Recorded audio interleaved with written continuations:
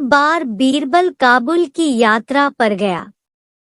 वहां की संस्कृति को जानने की उत्सुकता में वह बातों बातों में वहां के बारे में लोगों से सवाल करने लगा। कुछ लोगों को बीरबल की बातें सुनकर ये शक हो गया कि वो किसी राज्य का भेदिया है। उन्होंने ये बात काबुल के शहंशाह के कानों तक पहुंचा दी। काबुल के शहंशाह ने बिना देर किए बीरबल को गिरफ्तार करने सैनिकों की टुकड़ी भेज दी। बीरबल को गिरफ्तार काबुल के शहंशाह के सामने पेश किया गया। काबुल के शहंशाह ने बीरबल से पूछा, कौन हो तुम? हमारे राज्य में क्या कर रहे हो? बीरबल ने उत्तर दिया, हुजूर, मैं एक यात्री हूँ। भिन्न भिन्न देशों का भ्रमण करना और वहाँ की संस्कृति के बारे में जानने का मुझे शौक है। किस देश के निवासी हो तुम और कौन है तुम्हारा राजा? काबुल के शहंशाह ने पुनः प्रश्न किया। हुजूर, मैं हिंदुस्तान का निवासी हूँ और वहाँ के शहंशाह जलालुद्दीन अकबर है। बीरबल ने शालीनता से उत्तर दिया।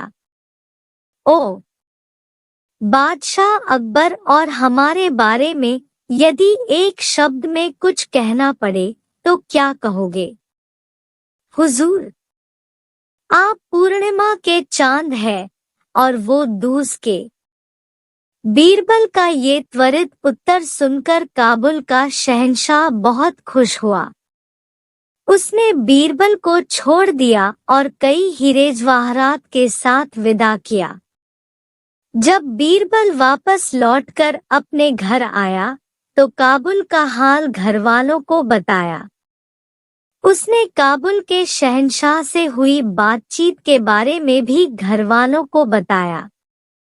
एक मुंह से दो मुंहों, और इस तरह बात फैलते फैलते अकबर के दरबारियों के कानों में पहुंची और ईर्ष्या करने वाले कुछ दरबारियों ने अकबर के कान भर दिए।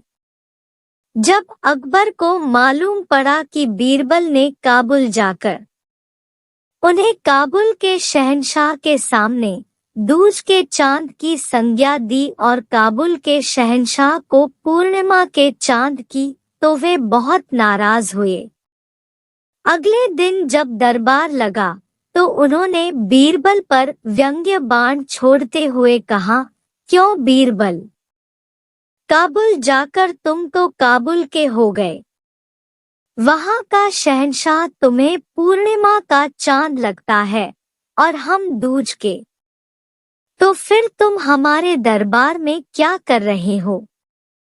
जिसकी बड़ाई करते हो उसकी के दरबार में रहो। बीरबल समझ गया कि दरबारियों ने अकबर के कान भर दिए हैं। उसने तुरंत उत्तर दिया, हुजूर, पहले आप मेरी पूरी बात सुन लीजिए, फिर कोई निष्कर्ष निकालिए।